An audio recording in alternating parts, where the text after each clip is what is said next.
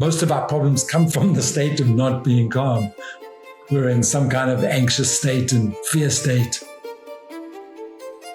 At a brain function level, when we're calm, we're using a different part of our brain than when we're anxious. And it's more problem-solving, critical thinking, creative part of the brain. How do you define a self-limiting belief? In the professional world, people struggling with all kinds of anxiety, depression, and burnout, and all kinds of things. And if you ask them what's truly going on, some of them will tell you it's because I'm not being who I truly am. I'm not being authentic. How many people say, I need to go and find myself? If there's a bigger, grander version of you that you're holding yourself back from, find a coach and go and unpack that.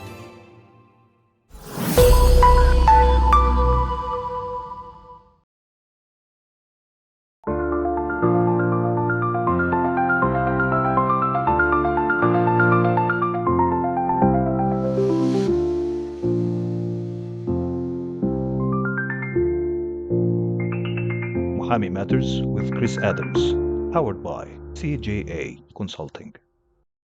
Welcome to Muhami Matters, where credibility meets clarity in legal and professional services. I'm your host, Chris Adams, founder of Muhami and CJA Consulting. Today, I'm joined by Joel Arcus of FalconBridge Partners. And in today's episode, we're going to be focusing particularly on Joel's coaching work through his new brand, Stay With The Question. In professional life, many of the barriers we face are not purely external. They're also shaped by the questions we avoid, the stories we tell ourselves, the assumptions we carry, and the self-limiting beliefs that influence how we see ourselves and our choices. And Joel's work explores those patterns through coaching and helping people to understand their inner voice, their identity, and the difference between reacting from fear and responding with clarity. So today's episode, we're going to look at the power of questions, why sitting with the right question can be uncomfortable but transformative, and how limiting self-beliefs show up in leadership and professional life. Then what happens when we learn to create enough space between instinctive reaction and a considered response. So quite a lot to cover, Joel. Welcome. Can you introduce yourself and the coaching side of what you do with Staying With The Question? We'll stay with the question. Chris, thank you for having me on here. We've been talking about this for a while, so it's really quite a long time. Yeah, it's an honor and a pleasure to be here. Thank you. How do I introduce myself? Ex-corporate, but a long time passion with the idea of personal transformation that goes back many, many years. And maybe 15, 20 years ago, I discovered the idea of coaching as a way of transformation. And it's been an incredible journey of self-discovery as I've learned how to coach. And now, more recently, in the last 3 years, I've gone into coaching full-time. I left the corporate world back in 2023 and am having a huge amount of fun out here. And moved to Dubai about 18 months ago, left South Africa to come and explore new worlds and new ventures, and having an absolute whale of a time. So, yeah, hopefully that's a good start. I know you'll have to edit that out. Yeah, I think you grew up, you were born and bred in South Africa, right? You spent most of your life there. Tell us a little bit about what that was like and the experiences you had, and what's led you to, I guess, come to Dubai. What made you make that change? Interesting. I think back in 2002, I'd been in a career in enterprise resource planning software, doing consulting work and implementation work. And because my background was accounting and finance, studied business management way back in the 1990s, giving away my age a bit. Yeah, I was born in South Africa in the 1960s. Very different place to what it is today. And back in 2002, I'd been in this career in ERP systems, and I decided to leave that and go into transformation work. And I spent the next 3 years running personal transformation workshops in a different province, KwaZulu-Natal, if those of you who know South Africa. and had an amazing time doing that. But back then in 2005, I wanted to get back to the corporate world and build a career, and ended up back in IT, but the human resources side of IT, and worked in businesses, became a shareholder in some of them, started a renewable energy company in the middle of all of that because my other passion is the environment. And so, yeah, it was quite a journey of many different things. But ended up as, I suppose, chief operating officer of a group of companies in the space of learning and development and performance and talent management. And we eventually started setting off those companies around 2018 and finished that in the middle of COVID. Also a bit of a disruption sitting in South Africa in lockdown in that time. And then just forging my way through a couple of roles in corporate until 2023, and realizing that coaching by this time was my biggest passion and it was where I wanted to be. I think for the most part, it has been a thread. I started studying different kinds of healing techniques way back in the late 1980s. And I think that thread has always been pulled throughout everything that I've done. So I think deep down, I'm a people healer at heart. And I cannot think of a better way to help people than helping people help themselves. That it becomes a place of, or a conversation of empowerment rather than me telling people what to do. I'm not very good at that. I would rather you figured it out yourself. So South Africa became a little bit tough from a business perspective. Right. And years ago, I decided that with my ex-wife that our daughter would go to New Zealand when she was 15 or so to go and finish school. And when that was going to happen, there was not much left for me in Johannesburg. No family to speak of really in Johannesburg, no close family, cousins and aunts and uncles, but really just wanting to get out of Johannesburg and not knowing where to go. And my wife came home one day and said, well, what about Dubai? And I'm like, okay, I've run a business that had offices in Dubai, but never gotten to Dubai. And just decided on that moment, sell the house, sell the car, pack up everything, pack up our lives and move to Dubai. And I'm always up for an adventure. And we landed here 18 months ago and I haven't looked back. It's been such an amazing experience. I've gotten to meet amazing people like yourself and many others. What a place to be right now. And one thing I would say about you, Joel, is that you, when you just mentioned that you feel like you're a healer, your voice, when you talk quite confidently, and you soften down, and you're very calming in the way that you talk, which is probably not ideal for a podcast, but it's fantastic when I'm talking to you, listening to you, because you're leaning closer and you have that I think that ability with people just to kind of draw them in and make them listen to you, because it feels like you're saying something very soothing and very, important and insightful. So, that's one thing I definitely find quite amazing about you and just you as a person, and let alone your techniques. But one thing that has come out of all the work you've done is stay with the question. Tell me a little bit about this stay with the question phrase that has, I can see it behind you Yes. on your books. You're writing a book about it. Where did this stay with the question come from? Doing my third coaching course, they keep asking the same question in these coaching courses. What's your niche? What's your target audience? What's your niche?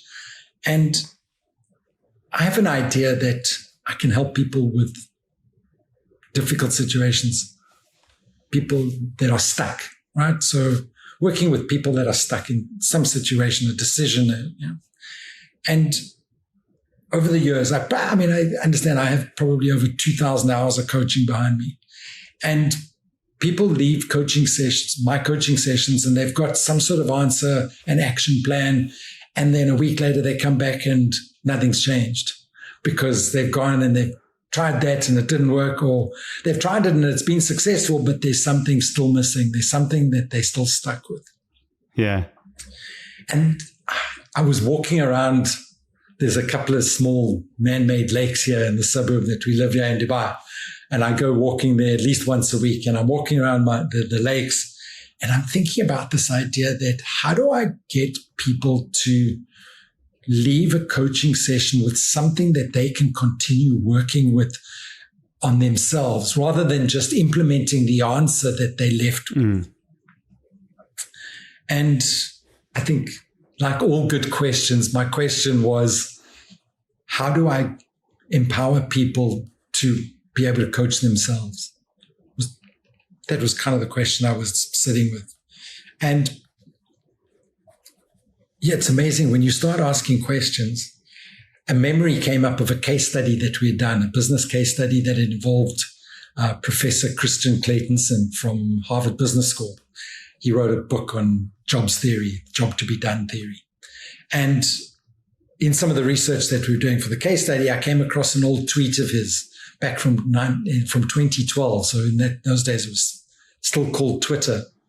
And his post said, and I paraphrase because I don't want to claim that I know the quote off by heart, but the phrasing of the quote went something like, or the tweet went something like, questions are placeholders in the mind. Without them, the answers have got nowhere to go. And it kind of struck me at the time of doing this case study. And it wasn't about that, but it was just, and it kept playing in my mind. And I kept repeating this over and over in coaching sessions, in conversations. And I don't know, it's one of those moments where a light bulb moment happens, right? Being on the coaching course, I'd also had some, swapping coaching and being coached, exploring this idea of what it is that the power of questions in coaching and asking the right question and making sure that the coach is the one that asks the right question to raise awareness and evoke awareness and create transformation. And this realization, well, what if you ask the question and not me? Because I haven't a clue what the right question is for you. Really, I can ask questions and some of them might trigger something in you that would stir some realization. But if you could figure out the right question and keep asking that question, what might change then? And started testing this out. And it kind of came at the same time as the idea of writing this book, of what will it take for me to write a book? Was kind of a question that I was asking, what needs to be true if I'm going to write a book? And this coalescence of ideas started to come together and putting down these ideas that if we keep coming back to the same question, and every time our brain pops up with an answer, we go back to the question or ask another question around that there is such great processing that happens in the brain. Because if I keep asking my brain the same question, eventually my brain's going, how many more answers do you want? It's just going around and around and around. Yeah. I don't know. And that's such a beautiful place to be, because at that moment, going to sleep with that question and waking up with different ideas, different answers. And in the case of writing the book, different structures for the book, different ways of putting the book together, just waking up with answers to these questions without having to sit and think and figure it out in this conscious beta space, if you like.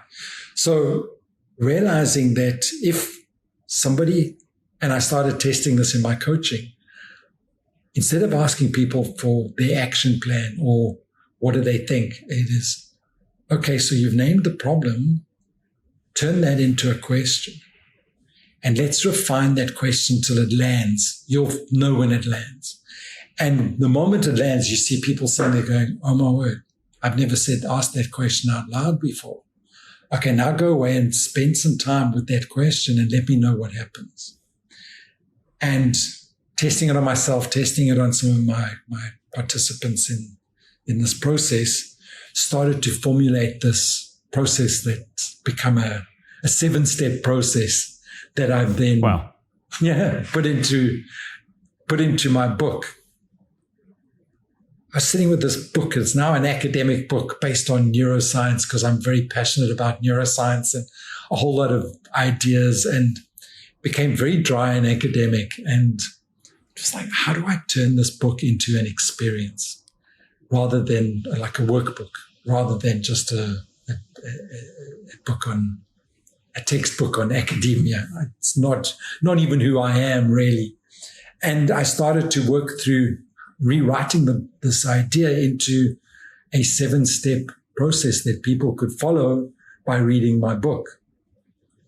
So like if you come to me for a coaching session or read my book, you start with whatever you're stuck with, because it's still about whatever you're stuck with, is a decision or a problem, whatever it might be, and end up with a powerful question.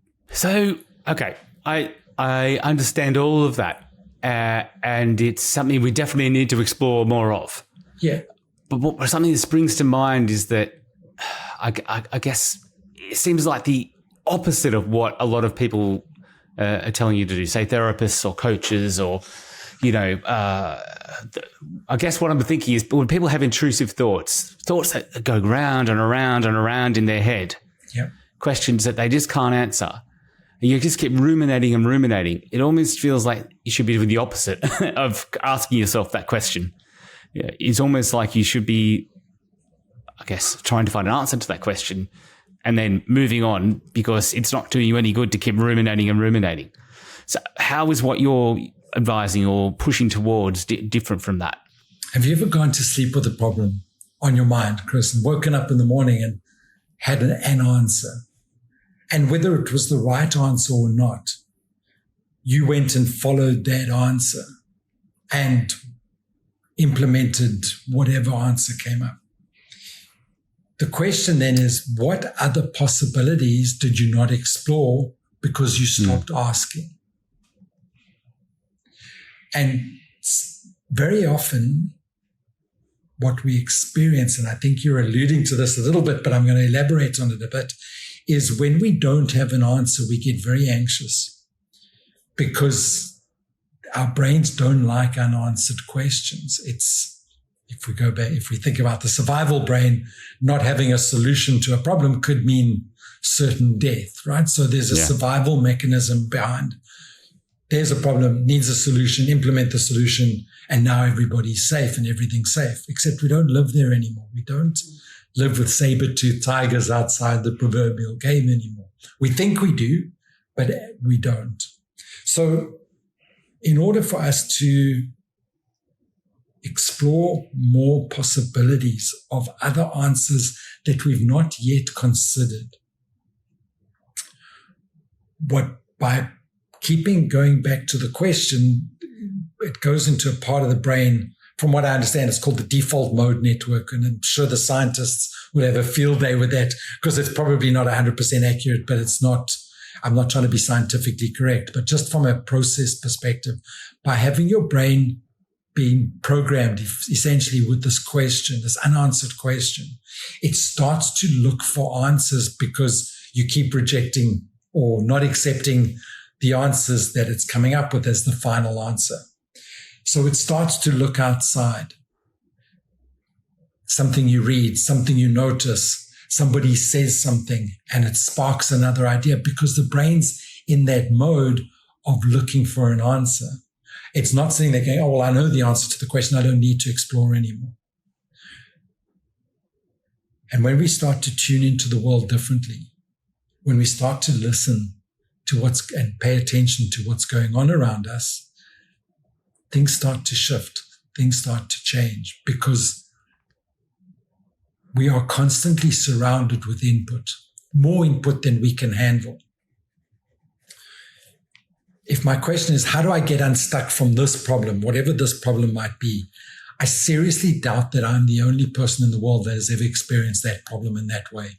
Out of 8 billion, or how many lives have existed on this planet, 10, 20 billion, I don't know the number, but somebody's experienced something and has said something, especially in today's age, on social media, on some blog or something somewhere, there is information out there. There is.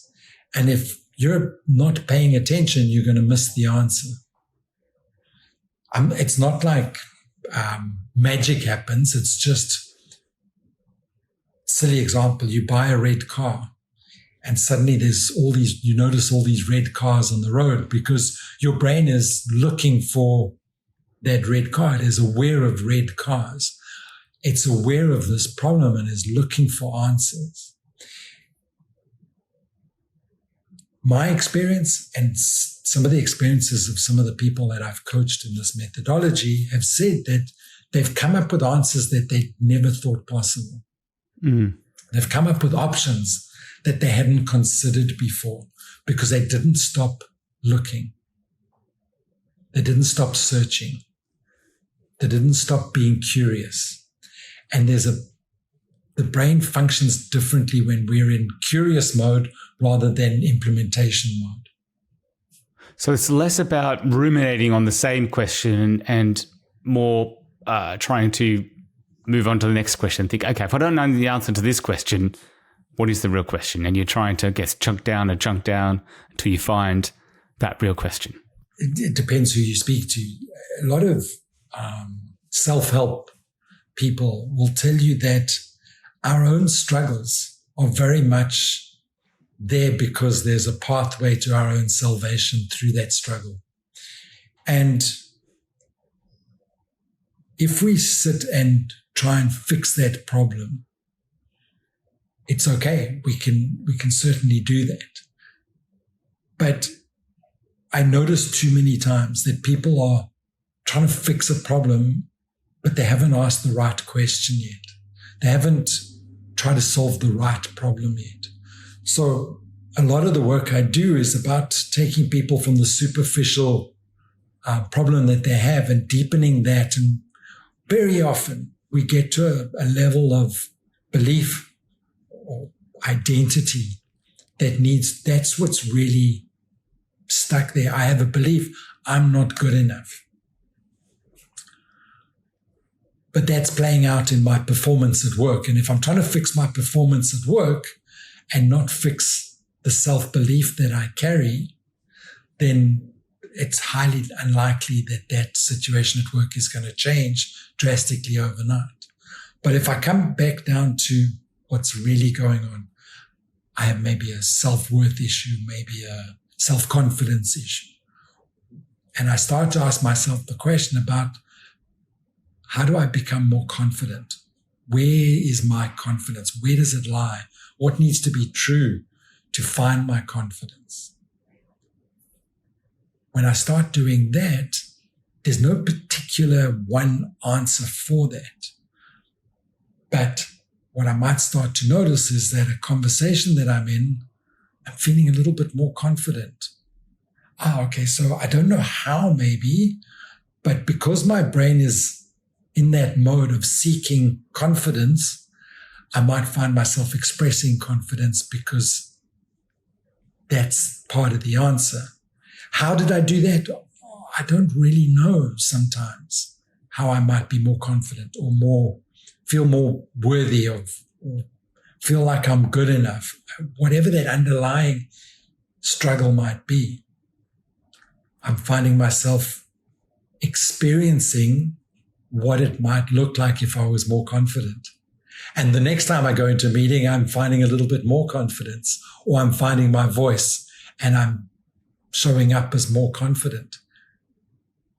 But does it not go the other way? If you're sitting there in a meeting thinking, I'm not confident, then you're kind of reassuring yourself that you're not confident. You're almost, right. Banging that through your head and you're not confident because your conscious and your subconscious are thinking, well, I'm not confident, so I'm not going to say anything. And I could keep repeating to myself, I am confident, I am confident, I am confident. It's great. Affirmations are really powerful things. Something happens differently in the brain when you say, how do I find my confidence? Where does my confidence sit? Because there are mechanisms in the brain that we don't understand all of them and exactly how they work. And the beautiful thing with the question that I'm finding is that the moment you ask the question, the brain responds differently. It responds in a way that seeks the answer rather than saying, I'm confident, and the brain's going, no, you're not. And the moment there's that self-doubt of that affirmation, the affirmation is banging up against a hard wall. The question opens that space because I'm not telling the brain something that it can't believe. I'm saying to the brain, let's go find it. It might be out there somewhere if I keep asking the question. Yeah, I got it now. I do understand. I think you're talking about not reinforcing a belief. You're not saying making statements. You actually consistently ask yourself the question. So, if I'm not confident in this situation, why am I not confident? That makes a lot more sense. And so, I guess going back to your coaching and your book, is this the role that you play? Is helping people to identify the questions that they need to be asking themselves rather than ruminating on the statements, I guess, or the old ones that they can't do a lot about? It's really interesting when in coaching, when you ask somebody a question and give them the space to feel that question and to dig deeper, very often a response will be from a self-limiting belief or a mindset or a worldview. Not always self-limiting, but if they allow themselves, that will pop up. It needs to be a safe space. It needs to be a calm space, etc. But when that pops up and you ask them, where does that belief come from? They sit there thinking, I don't know, I've always believed this. It must be true, right? And then ask them to test whether or not that belief is true, right? Very often the belief isn't even true. We carry these false beliefs about ourselves, right? So if somebody said to me, oh, I'm not good enough, and it's often a concept that comes up, and I say, is that true in everyday life? Is that always true? And they say, well, no, it isn't. Okay, so what is true then? And that's when we start to dig into what that belief is. When we get to the core of why they think they're not good enough, the structure underneath that, then we can work through that and come to understand it a bit more, where it comes from, and then say, okay, well, if we're going to fix this, maybe we don't know the answer, but what question can you turn that into a question that if you spent the rest of your life answering that question, what might be different in your life moving forward? And suddenly a whole lot of things become possible. If I was more confident, I would make more sales in my job, or I would close more deals, or I would, whatever it is that I need to do. If I would, okay, so if you spend the rest of your life asking yourself the question of where do I find my self-confidence? There's no end to that question. That's how we know that they've arrived at a question that's worth staying with. That's a big question, yeah. Right. So that just thousands of hours of coaching, trying to get people to think and stay with whatever they're feeling. Very often it sits in feelings, sits in the body. Stay with the feeling. What's the feeling trying to tell you? What's underneath that? And digging and just keep digging until that underlying thing starts to pop up. Sometimes we do it in one session, sometimes it takes more. It really depends on that person, how comfortable they feel, how safe they feel with me. And hopefully that voice, that calming voice, helps them find that space more easily. And I suppose that's the persona that you mentioned that I use in coaching, because it's part of the process is getting people to be calm. We can't figure out problems when we're not calm. Right? Most of our problems come from the state of not being calm. We're in some kind of anxious state and or fear state. And I think it was Einstein that said, problems cannot be solved at the same level at which they were created. So at a brain function level, we actually, when we're calm, are using a different part of our brain than when we're anxious. And it's more problem-solving, critical thinking, creative part of the brain. So calm and safe is highly important in this process. And it's a lot of what we do as coaches. Very interesting work. Very, deep, I would say. We're recording this on a Monday morning. This is quite deep for a Monday morning. So yes. You mentioned self-limiting beliefs. Yes. Let's dive into that a little bit more then. Let's have a bit of a think about that. So how would you define a self-limiting belief? I mean, you've just given an example there, but let's have a look a bit more about the nitty-gritty of it, the basics and where it comes from and how people think. So how do you define a self-limiting belief? Again, I'm no psychologist or scientist, and it's my own experience and my own research and reading. We grow up in our formative years taking on a worldview. We believe the world is a certain way because of the experiences that we have. Some of those worldviews come back later in life and start to hinder us. And a typical one is, in its various forms, I'm not something enough. I'm not smart enough. I'm not tall enough. And it can be physical, or emotional, or mental attribute. It doesn't really matter. But we take on this idea because a teacher said something to us when we were in first grade, right? Or a caregiver said something. And we take on this idea about how we see the world.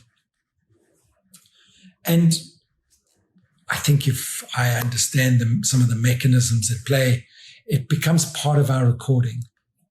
This recording in the subconscious mind that keeps playing over and over again. And if we're not paying attention, this recording just keeps playing over and over. This program, this recording, call it whatever you like, the recording plays over and over again. Oh, maybe I should go and do a podcast. Oh, I'm not clever enough. Maybe I should go out on my own and start a business. Oh, but I'm not clever enough.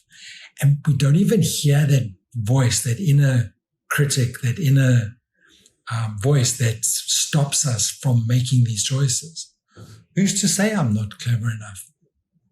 Nobody out there is saying to me, hey, Joel, no, mate, you're not clever enough to do this. It's all coming from the inside, right? And yet here I am sitting having a podcast or doing a podcast with you, feeling relatively comfortable and relatively safe and able to have a conversation. If you'd asked me to do this 5 years ago, there's no way I would have done this. I was not confident enough. I was not articulate enough, knowledgeable enough, intelligent enough. I could have come up with 10 different excuses in my own head why not to do this. Yet here I am because I've looked at some of those self-limiting beliefs and realized that some of them are not even true. Am I not intelligent enough to have a conversation with you? I don't know. Hopefully your audience won't think so. Pretty sure you are. Pretty sure you are. I really hope so. Am I not confident? And is it true that I'm not confident? And just asking the question, is that actually true? Now, what becomes really interesting in these self-limiting beliefs is when they pop up in a conversation and we say them out loud and there's a coach aware enough to say, oh, what was that sentence that you just said? Say that out loud again. Oh, I'm not clever enough to do a master's degree. That's interesting. Is that actually true? If I set you down and put you through a master's program, do you think that you're not intelligent enough? No, it's not true. Okay. What is true then? Well, I could make my way through it. Maybe I have to work harder than some others, but that's okay. I am quite capable of doing my master's degree, or whatever goal it is that we want to set. Right? And it can be a physical goal, it can be a mental goal, and it can be a spiritual goal, anything. If we keep telling ourselves that we're not capable of doing it, and actually we are, if we just are able to put down that self-limiting belief for a moment and try, we might surprise ourselves. So when someone expresses this self-limiting belief, it sounds like we're doing it a lot in our heads. We're not saying it out loud. It's us telling it ourselves. And I guess two questions for me fork out of that. Firstly, is this our conscious or our subconscious mind that is telling us this, or maybe it's both? And secondly, at the point you then say it out loud to somebody or someone, is that when you're really, really reinforcing it, or is that when you're, I guess, asking for help because you're kind of testing it against somebody else? Let me start with the second part first. It's amazing how many times somebody has said something in the middle of a coaching session, and I've pointed that out and said, what I'm hearing you say is, you're not good enough, whatever good enough might mean. How does that land for you? And they sit there going, I've never said that out loud before. How does it feel to say that out loud? Well, it's uncomfortable because, that's not the kind of thing that I admit to the world easily.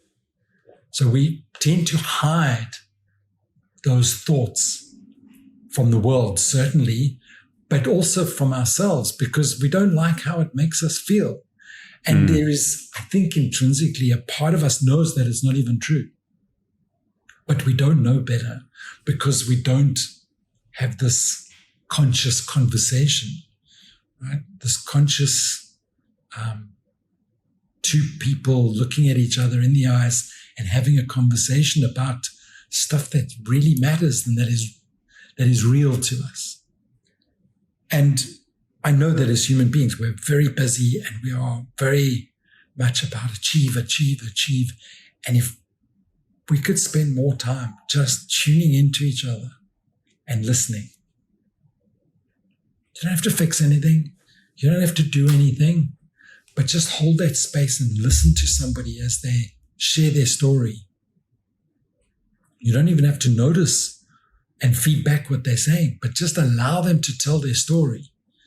They would start to realize things that they're saying out loud because there's a space for them to say them out loud. We typically don't do that for ourselves. The stuff that we tell ourselves is the quiet stuff that's on the inside. I'm not good enough. I'm not smart enough. I'm not tall enough. I'm not blue-eyed enough, whatever form that might take. Unconscious, subconscious, conscious, I leave that to the psychologists and the psychiatrists and the clever people that know about the science behind this, medicine behind this. But I am aware that we have thoughts and we don't pay them attention. We will want to do something and we'll talk ourselves out of it with that inner dialogue without realizing the impact of what it is that we're saying. And we just accept that because we believe it's true. We don't challenge it. It's when we have a conversation with somebody else that those things start to potentially be challenged if somebody's listening enough. But about whether it sits in the subconscious, if I listen to Professor Bruce Lipton, he's the grandfather of epigenetics, he'll say to you that it's part of our programming, and our programming sits in the subconscious mind. Okay, give it a label. Yeah, I mean, it sounds to me like it's something that's been reinforced, and it's been reinforced either by somebody external reinforcing that to you, and then you reinforce it in your own mind, or something's happened to you, you've experienced something that's been, you think, I can't do public speaking, I can't stand in front of people, I can't talk to girls, I can't talk to boys, whatever it may be. But it's something in your head, has an experience or a person has told you this, and you've just reinforced it. And if I understand what you're saying correctly is, don't just take that as gospel. question it, but perhaps work with someone who can help you question it and help you to help you identify that, because you might be completely blind to it, but or secondly, at least help you to question it in a measured way, where it's not just you again ruminating or not digging deep enough perhaps. So that makes sense. How does this? So a lot of our listeners are in professional services and lawyers, doctors, accountants, people like this, coaches. They have to have a high degree of self-belief, I think, because their job is to reassure the people working with, their clients, that they are competent, and they need to be going out publicly and always displaying competence. And you don't want to show weakness. A lot don't want to show weakness, and I think they then have to prevent themselves from identifying their weaknesses. But you can't get away from self-doubt. So, how, in your experience, do professionals does this role of the self-limiting beliefs come out in those in professional services? I am not convinced that everybody has self-limiting beliefs. That's not my Some people do. Some people are really good at, even though they've got a self-limiting belief, they'll create a persona, if you like, that will pretend that self-limiting belief doesn't exist. If I'm a professional and I need to exude confidence, medical professional or legal professional, whatever it might be, I need to exude confidence in front of my clients. We all have the capability of sitting there being confident in what it is that we're saying, because we're a subject matter expert and we can portray that. If there's a conflict with how we really feel about ourselves inside, people sometimes, not everybody, but people sometimes start to feel that conflict between what I'm pretending to be and what I really think of myself. And that difference can be quite overwhelming, quite overpowering. Then I sit down at the end of the day and I go, oh, phew, my clients believe me, but I was not being authentic. I was not being true. I'll fake it till I make it. Yeah. Yeah, I'll fake it till I make it. So even that belief of I'll fake it till I make it, sure.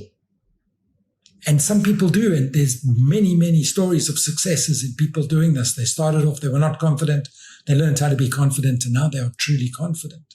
But some people get stuck, and you start to see this in the corporate world, in the professional world, people struggling with all kinds of anxiety and depression and burnout and all kinds of things. And if you ask them what's truly going on, some of them will tell you it's because I'm not being who I truly am. I'm not being authentic. And I need to go and, how many people say, I need to go and find myself. I need to go on holiday and I need to go and find myself because I'm lost to myself. So to answer your question, it plays out in so many different ways for so many, but I think most of us know when we're being true or not true to how we see ourselves, and whether or not how we see ourselves aligns to who we really are.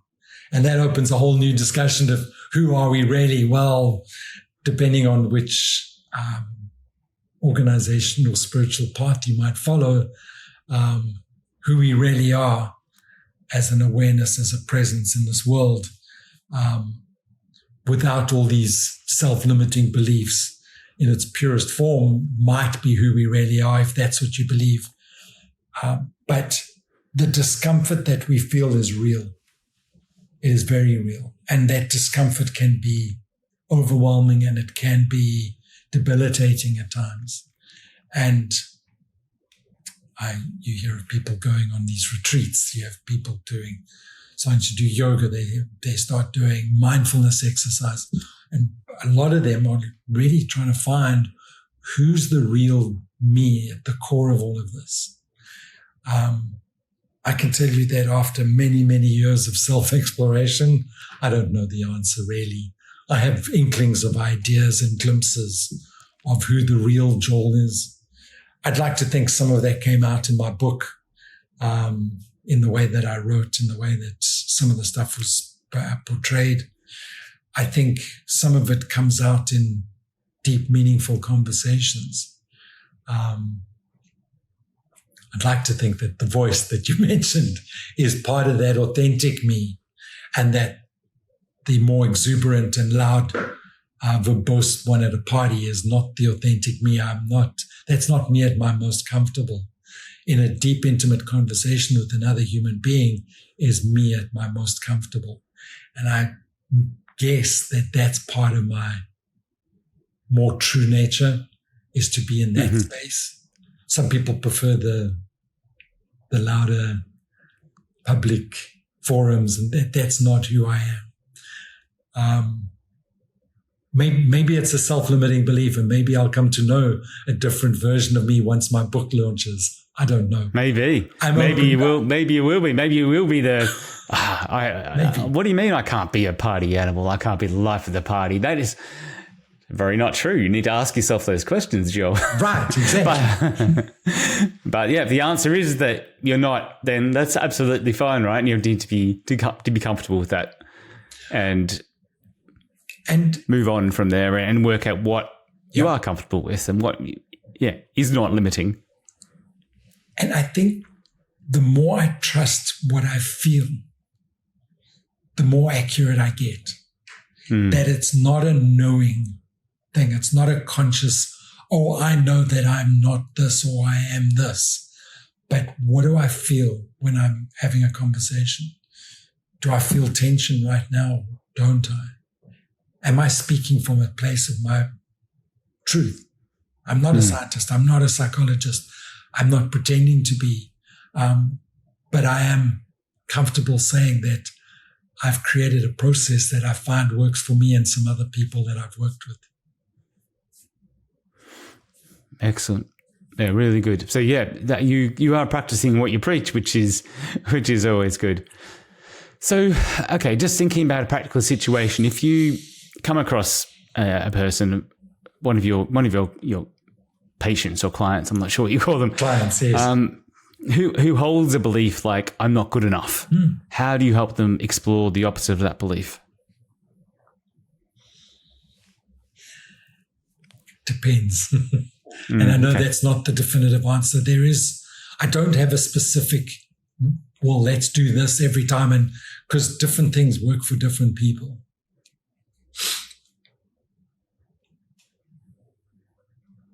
If I ask somebody where the belief comes from, off the bat, they say, it's because I believe I'm not good enough. Or where does that come from? Some might tell me where they think it comes from. Some say, I have no idea. Sometimes I ask them to describe, what does that mean? I'm not good enough. And what comes out in the explanation is something else. Right? But we tend to use words to try and explain things so that other people will understand them. But when we're given a chance to explain them in a way that we can understand them, different words come out. I use a lot of silence in my coaching. I just keep quiet, because if I've asked somebody a question like, what does I'm not good enough mean? They might come up with some answers, and I say, okay, where does that sit in your body, this idea? And I say, my left shoulder, I feel this tension. Okay, sit with that. What is that tension in your shoulder trying to tell you? And when they get really quiet and really calm, that part of them actually starts to speak to them. It's the weirdest thing. I can't really describe it. I think Richard Schwartz, he's a psychiatrist that created this whole system called internal family systems. He alludes to this in his books. were called no bad parts. So all these parts that we have, there's no bad ones, right? They all serve a good purpose. They're all there for the greater good of who we are. A lot of them are protectors and gatekeepers and firemen. And he has all this terminology, and it's really interesting reading. But if I ask somebody, what part of you feels like you're not good enough? And I'll say, there's this part of me that feels this, and there's a different part of me that feels something else. And we use this languaging in day-to-day speak. Part of me is really angry right now. Okay, which part? Some people sit there and they say, what do you mean? I say, well, which? You just said, part of me is angry. Which part? Why is that part of you angry?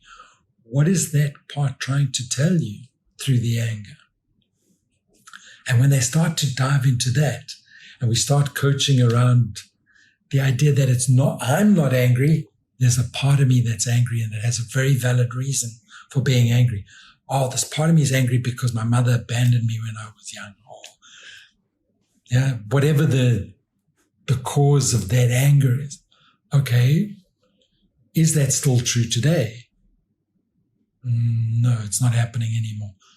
Okay, could we ask that part, maybe to support you in a different way, that whatever that part believes to be true is actually no longer happening? And I think it is in some of the work that I've read of Bessel van der Kolk, who wrote The Body Keeps the Score.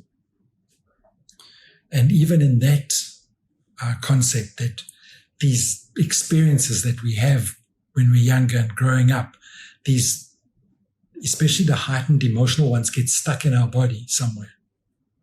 And they stay stuck. So parts, body keeps the score, all kind of saying the same thing, that sometimes we get stuck, and it's not us who's stuck, it's a part of us that's stuck.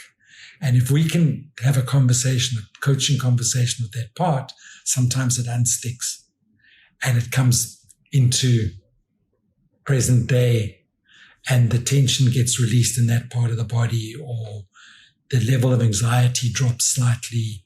And that's a lot of the work that I do. And sometimes transforming that belief and that part ends up as a question. What do I need to do to let go of this hurt from the past? No simple answer. What do I need? A question I sit with and have been for a while, and I don't know that I will ever stop, is what will it take for me to grieve my losses? I never learned how to grieve when I was growing up. And I tell the story in the book, and I never learned how to grieve because it's not something we did as a family. There was never an idea of grieving loss. My parents' parents or my grandparents dying, or pets dying, and there was never a process of grieving. So I never learned what it looked like or felt like to grieve. Now I'm sitting with this stuff sitting in my body of ungrieved losses.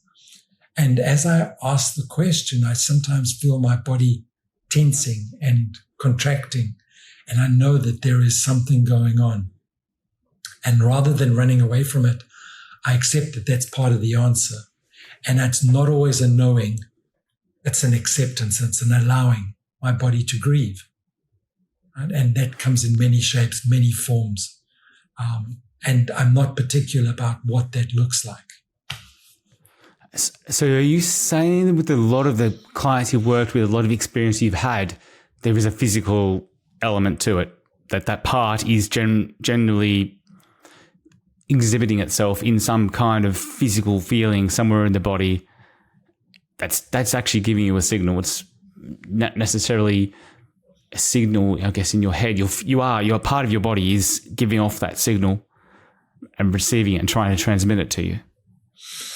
It's such an interesting question, because I don't know the real answer from a science perspective but what I feel is when we're feeling uncomfortable in whatever way, when we're feeling negative emotions, and I don't mean that emotions themselves are negative, just a way of bucketing them. So maybe negative is the wrong word, but if I feel frustration, anger, guilt, shame, sadness, it's a feeling I don't like, typically.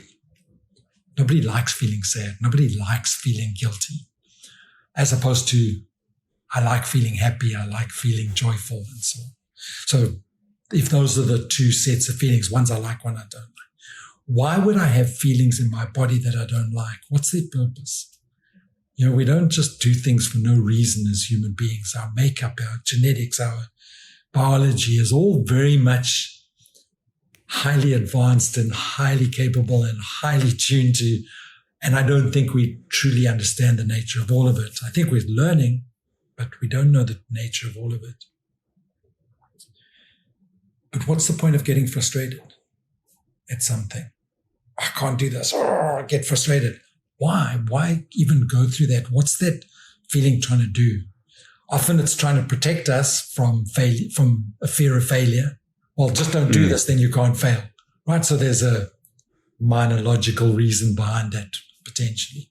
But when we tune into the body and we listen, it speaks to us. I found that there is a physical feeling, and I think the words you're using, and we use them interchangeably. There's emotions and there's feelings, and sometimes we conflate them and we don't differentiate. But anger is the label of the emotion, and anger has a physical sensation in the body. It's a tightness in the belly, or it's a fire in the chest, or it's a whatever it might be. Your heart starts beating. It's almost like the fight or flight reaction, isn't it? So there's a response to that, yes? Or there's a response to a perceived fear, and then an emotional response to that adrenaline response, that flight or fight response. We trigger ourselves all the time with perceived threats and so on. But physically, yes, definitely, we feel it in our bodies. We know when something's wrong. Call it gut feeling, call it heart feeling. Some say they're different brains in our body. There's a gut brain, there's a heart brain, there's a neurological brain, and they work differently, and they resonate differently in our bodies. Emotionally, so physical, emotional, and then there's mental anguish, there's mental stress, there's mental thoughts, and you mentioned this earlier, the rumination of thoughts and not being able to get past them. And then the interaction between thoughts, words, feelings, emotions, and all of that is interconnected. They're not isolated one from the other. They operate very much together. And I hold this belief that all our feelings don't start off as feelings. They start off as some sort of thought. Right? That if we're feeling a negative feeling, I don't like this feeling, look at the thought that you had just before the feeling came up. And you'll find in that a self-limiting belief. You'll find in that a statement that might not be fully true. Yeah, I've had this before myself, where I've had this feeling in my gut, and I'm like, why is my gut saying that to me? And I've had to really, really think hard. What was the thought I had before that gut feeling? Was it a good feeling, or a stress feeling, or was it an anxious feeling, or was it a sad feeling?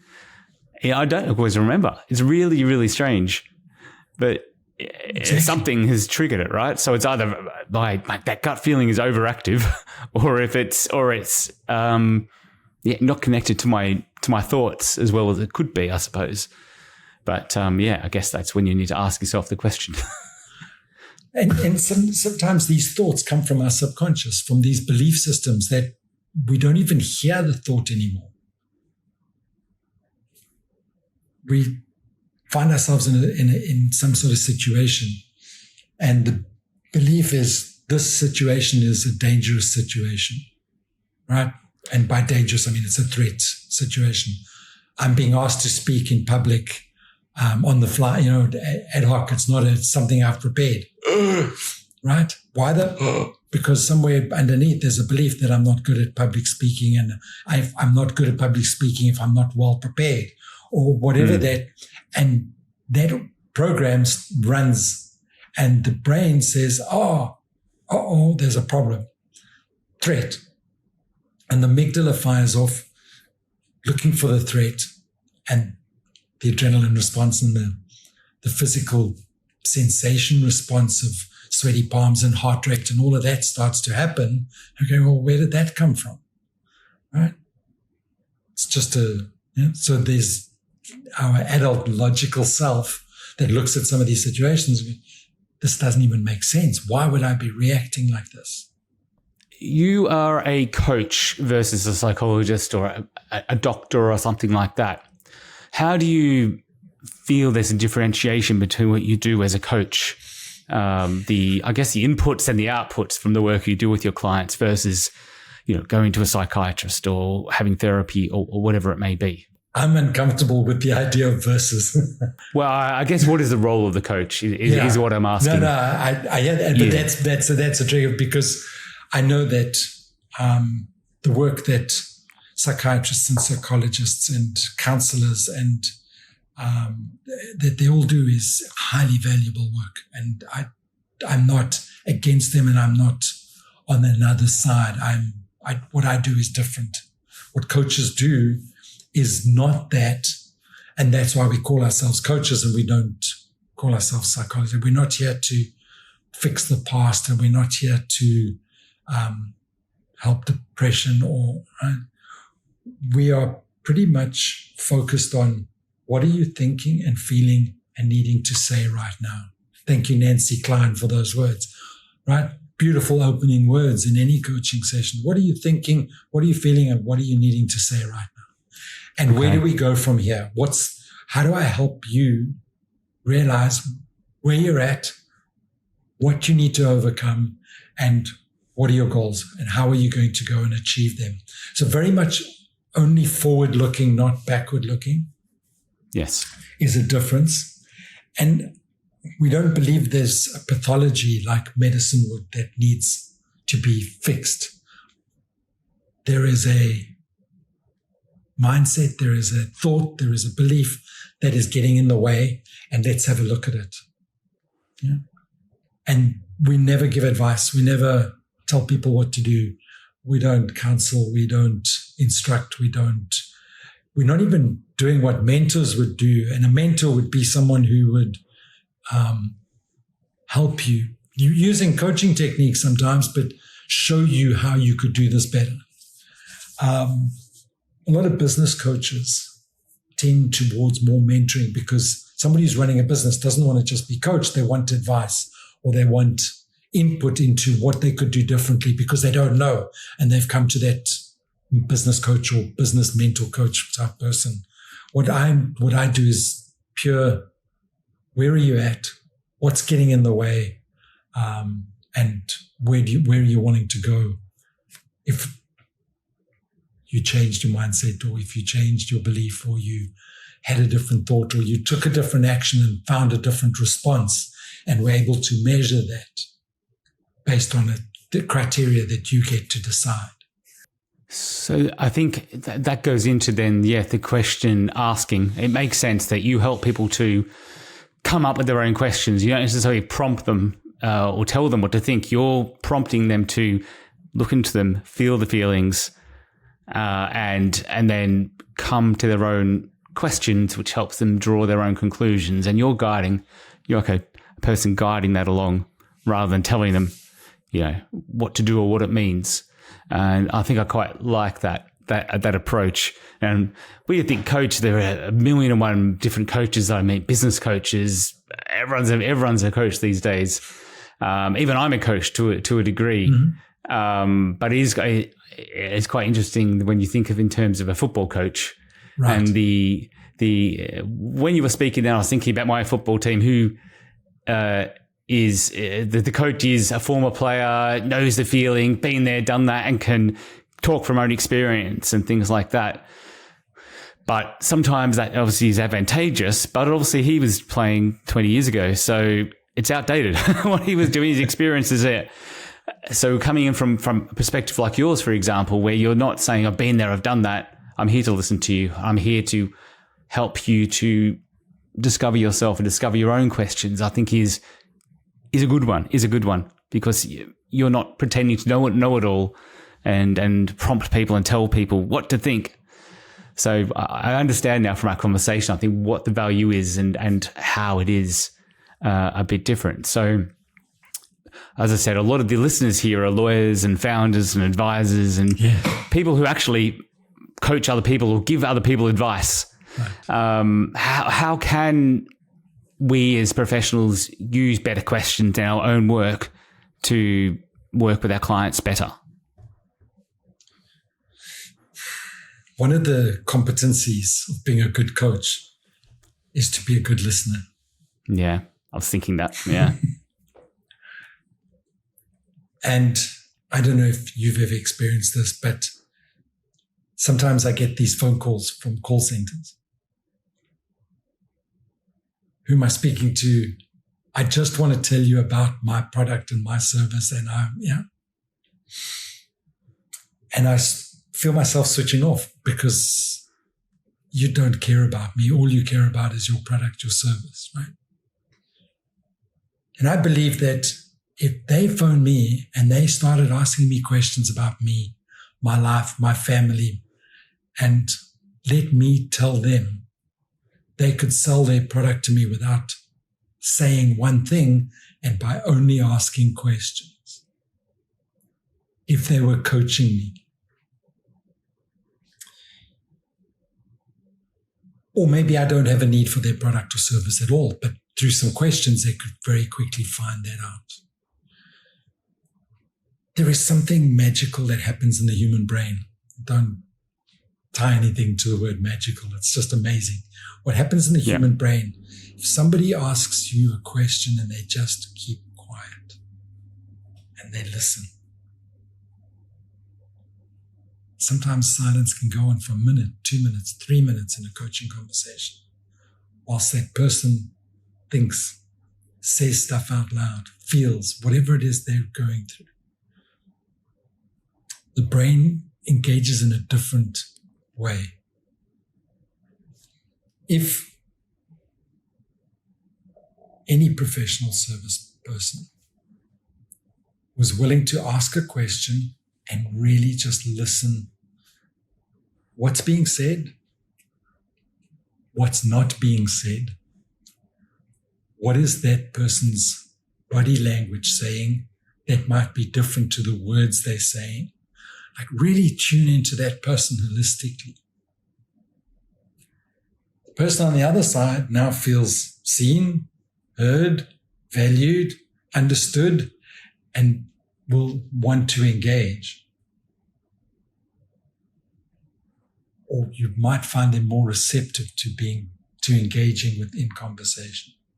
So yes, I see that. I think you probably also need to build a rapport with them a bit before you start asking invasive questions. And I think a lot of, definitely call center, a lot of sales people in inverted commas with sales don't do that. They try their luck, and everybody in the room or everybody on the call, everybody who they've called that day, and they haven't built that rapport and they haven't asked the questions. So that's a really, really interesting one. It's something I've noticed recently in my own experiences. The other person's not listening to me. They're not listening to what I'm telling them. I'm giving them nuggets and nuggets of gold, and they're not listening to what I'm saying. And that's not going to go anywhere. So as we draw the episode to a conclusion, Joel, what is a question that you would invite our listeners to sit with after this episode? My question to you would be, any one of the people listening, is, what do you mean you don't have a coach? But it's a little bit flippant. It's such a good question, that, Chris, am I stuck somewhere in my life, whether it be at home, at work, at play, socially, it doesn't matter. Am I stuck somewhere? And if I wasn't stuck in that particular situation or whatever I'm stuck with, what would my life look like? If I was more confident, what would my life look like? If I was good enough, what would my life look like then? And if there's a bigger, grander version of you that you're holding yourself back from, find a coach and go and unpack that, because something's calling you to a bigger, grander version of who you are right now. And I think for most people, they've not yet arrived there. And wherever they think they are, or wherever they are at, we all know that more, bigger, better, greater is possible if that's what they want. If somebody's sitting in their chairs thinking, I'm where I need to be, I don't need to change, come and see me. Yeah. Come and see me anyway, and let's unpack that. I agree. So how, if someone did want to do that, how would they find you, Joel? Through my website. Essentially, it's a shortening of Stay With The Question, stwtq.com.